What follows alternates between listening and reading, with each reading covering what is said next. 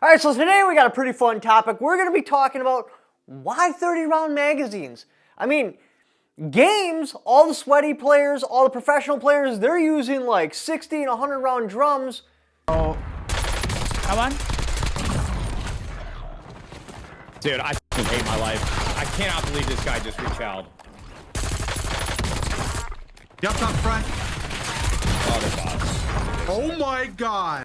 What's going on here? Do they have it right or do we have it right? Which one's in reality? Now, I understand there is physical limitations to how you move in a game, but physical limitations are gay, and we'll save those debates for the comment section. And besides, they make steroids for that. If you get up to 340 pounds, juiced out of your mind, and you bring yourself damn near to an overdose with methamphetamines, you could definitely move like that and definitely carry guns like that. So we're going to slide all those restrictions off the table and just talk about the firearms themselves. Now, before we get into this, don't forget to shop at onlytacticalfans.shopify.com. That is the merchandise store that supports all of this, permanently demonetized from YouTube, and I do have some awesome lock picks that are in there. I promise you, you only have to use this kit once to pay for it. Remember, lockpicks aren't burglary tools. They're a backup plan for you. I always keep one in my vehicle because I can't tell you how many times my neighbors lock themselves out of the house. I've locked myself out of the house. Go up to the vacation cabin and you forget your keys at home. Maybe you forget the key for a locking case, a camper. It happens all the time. Lockpicks are to prevent you from having to destroy your own shit. So instead of having to throw a rock through the window or rip the lock off the door or kick the door in, I can just use a lockpick. A burglar, obviously they don't care because it's not their shit. So they're going to force entry, they're going to kick in doors, smash windows. So these are definitely not burglary tools. This will save you a whole bunch of money tool. So let's get into the video. To the digital board of knowledge.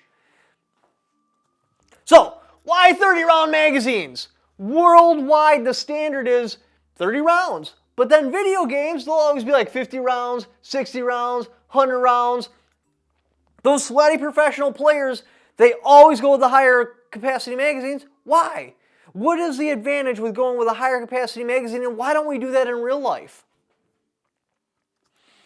So, to start the story off, let's wind back to the AK-47. Now, there are firearms before this, double stack magazines and the Thompson gun, the SG-44. But you know what? We don't care about that because those are fun guns. We're going to talk about where guns start actually becoming relevant today. And in my opinion, the starting point is the AK-47.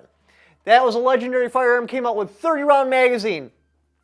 They hit it right out of the gate. Had an anti-tilt follower in there. The AK actually has a very good magazine. Now, the Western forces, they tested 20s, 25, 30, 40s, and the feedback from combat basically was like, hey, 30 round is where it's at. So that's what we ultimately settled on. Now in Vietnam, we actually started off with a 20-round magazine. That was because that's what the M14 had. And in a straight magazine, they have to be limited in capacity. You have to start curving them to take up for the shape of the cartridge, right? Well, we started off with a 20, and then we're like, well, hey, the AK-47's got more firepower than us. That doesn't sound like a lot, right? Like 20 to 30, that's not a big deal. That's a third more ammunition. They can fire for a third longer, not to mention the AK-47 has a slower cyclet rate. We're just like, go through our magazine, and they're still chugging along. Doesn't sound like a big deal in a team, but that happens. Now you'll have pauses in fire before the enemy does. Not good at all. So the AK can fire longer, and we're like, well, hey, we want a 30-round magazine. And they gave us the 30-round mags. Now, it wasn't a true 30-round. If you're old enough to remember, the old GI magazines, if you actually put in 30 rounds and you pop that bad boy in your rifle, especially on a closed bolt, you go to shoot it, now it's just going to fall out. It doesn't lock in quite right. Now, if you have the bolt locked to the rear, yes, a 30-round magazine goes in there. Depending on how old you are, you probably remember all the YouTube debates.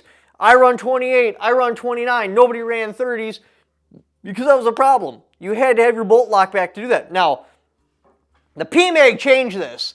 Once the PMAG came out, it left the perfect amount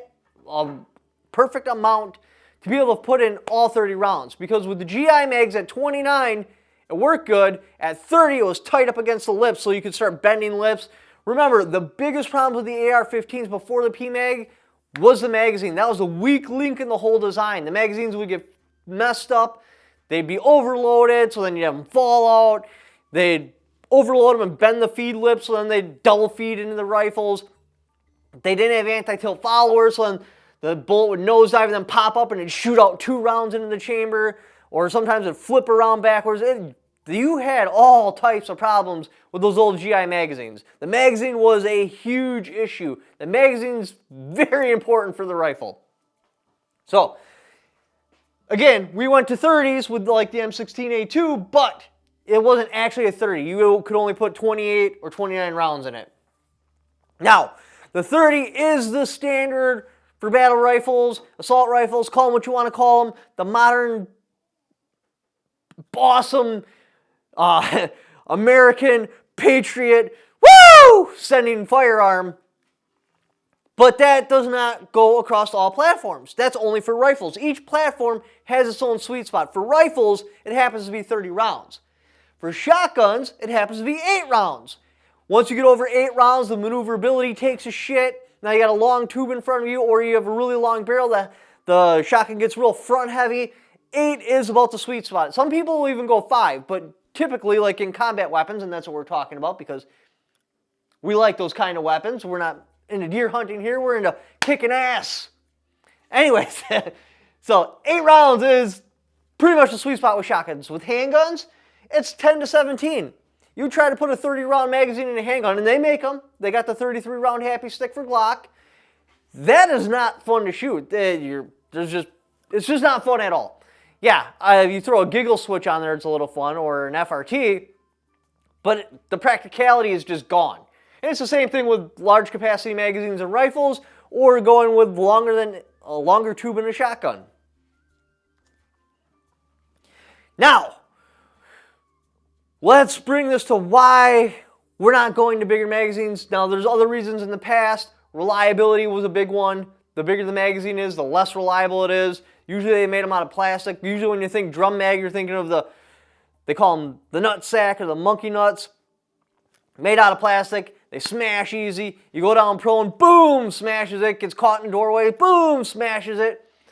Well, magazine technology has gotten a lot better, especially with PMAGs. Why don't we go to the higher capacity magazines today?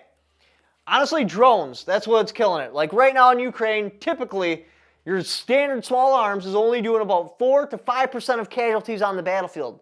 Drones are doing 70 to 80%. In some months, it'll even peak off and be 96%. Artillery and fragmentation, obviously explosives from drones, take second place.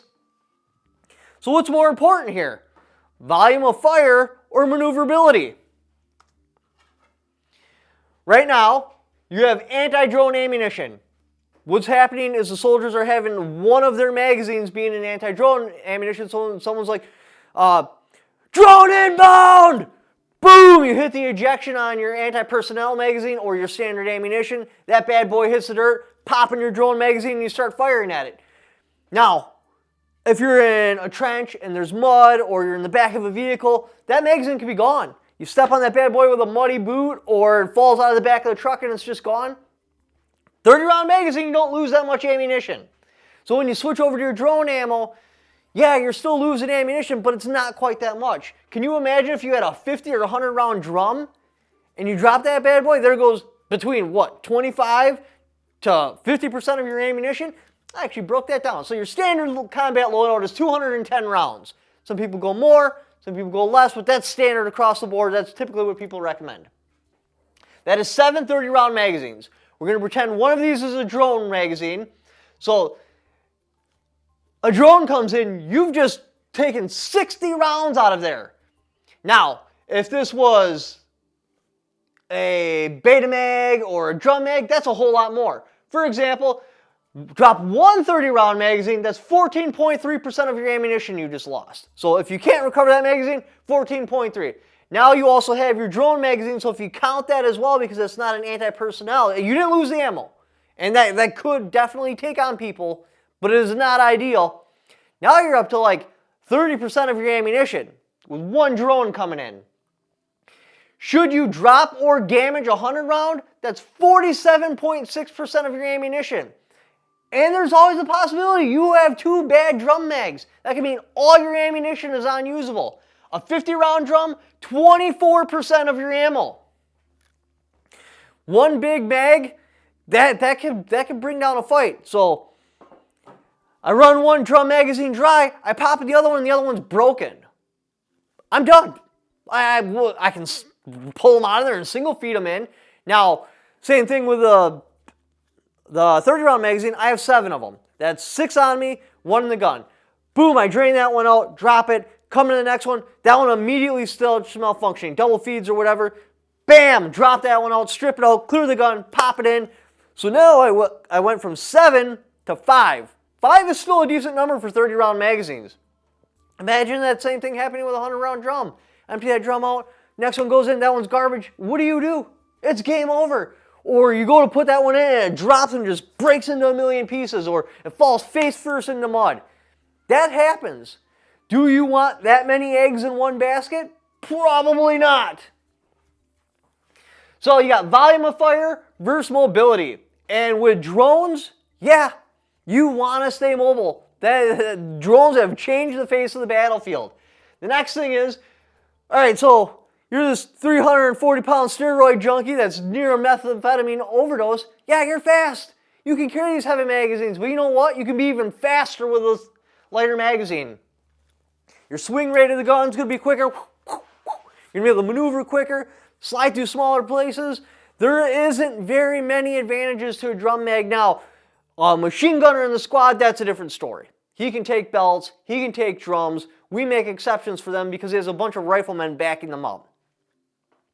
So do you want to be a bigger, harder target, or a bigger, easier target for drones? Or do you want to be able to be maneuverable, get down and prone if you have to, hide? Yeah. Drones are the highest risk on the battlefield. That's what you need to be thinking about. Not worried about the old school jungle warfare volume of fire. You need to be thinking like, oh, what is the best way to survive these little kamikaze drones? How can I survive that? That's what needs to be going through your head right now. Forget about all the other stuff. And CQB, you know what? Is a drum mag going to work very well in CQB? Probably not. You're going to be able to maneuver quicker. You're going to be able to cut corners better, pie rooms out. Everything's just easier with a smaller, lighter magazine.